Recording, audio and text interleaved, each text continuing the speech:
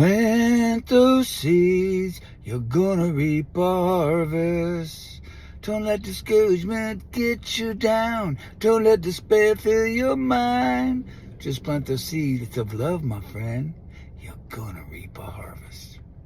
Encouraging you to keep planting those seeds of love, being kind, being gentle, being tenderhearted, and being forgiving. Plant those seeds of love. You're going to reap a harvest. Our God in the heavens, who is love, will cause you to reap a harvest.